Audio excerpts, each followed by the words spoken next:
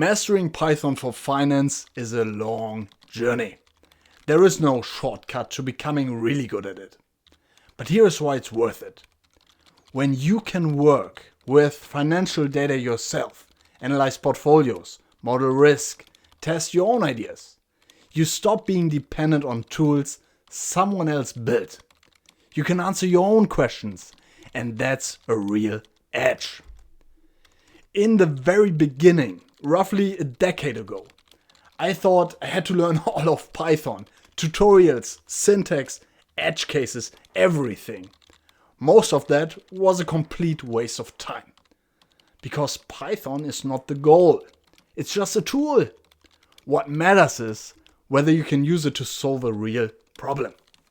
So in this video, I'll show you how this actually works in practice by walking through the simplest form of a portfolio example step by step. Let's say you have a portfolio, a few tech stocks, maybe a bank, maybe a bond ETF. The question is, are you actually diversified? Or are you just holding the same risk multiple times?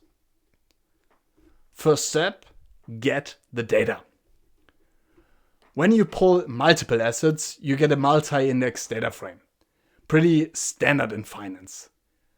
So you just slice out the closing prices in this case, and you get a clean table. One column per asset.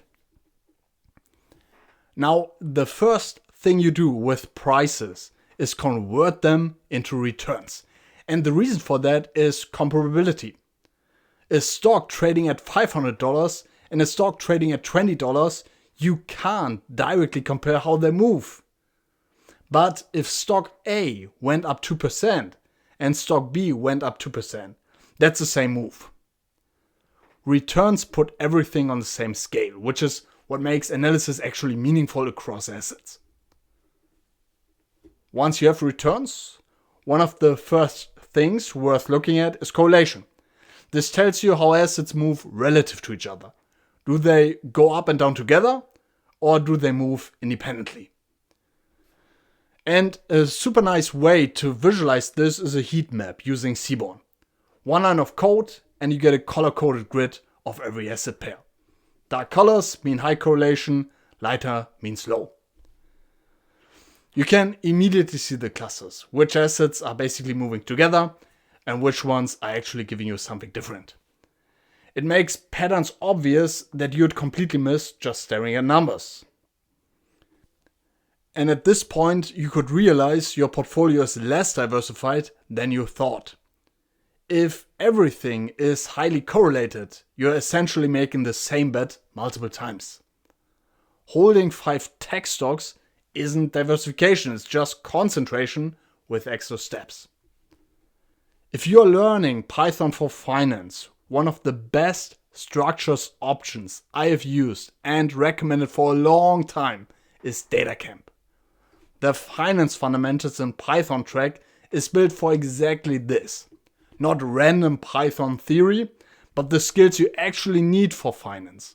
Working with pandas and NumPy, understanding financial concepts, handling time series, importing market data from Excel or the web, and analyzing portfolios in terms of risk and return. What I really like is that it's interactive, so you are coding as you learn and getting instant feedback instead of just passively watching tutorials. That matters a lot in finance because you only really understand returns, portfolio constructions, and data workflows once you've done them yourself. This track has no prerequisites, includes a real stock portfolio project, and you can earn a statement of accomplishment at the end. And if you want to keep building credentials after that, DataCamp also offers certifications like Data Analyst, Data Scientist, and SQL Associate. If you want a clear hands-on path to learn Python for finance, check out DataCamp at the link below. Thank you DataCamp for partnering with me. Next up is risk. And the simplest way to measure it is volatility. Essentially, how much do your returns fluctuate day to day? A high volatility asset swings a lot. A low volatility asset is more stable. Neither, and this is important, is inherently better. But you need to know what you're holding and how much uncertainty you are taking on. Now we put it all together. We assign weights to each asset, how much of the portfolio goes into each one, and calculate the portfolio return as a weighted average. At that point, you are no longer looking at individual stocks. You're looking at the portfolio as a whole. And now you can actually ask, what is the overall risk? How does changing the weights affect things? What happens if I reduce my tech exposure and add more bonds? These are the questions that matter. And this is really the key idea. You don't learn Python in isolation, you use it to answer questions like this. So yes, mastering Python for finance takes time. But getting to the point where you can actually work with data and build simple analysis like this is much faster than most people think. If you focus on the right things. Define a problem, learn what you need to solve it, and start building early. That's what creates real progress.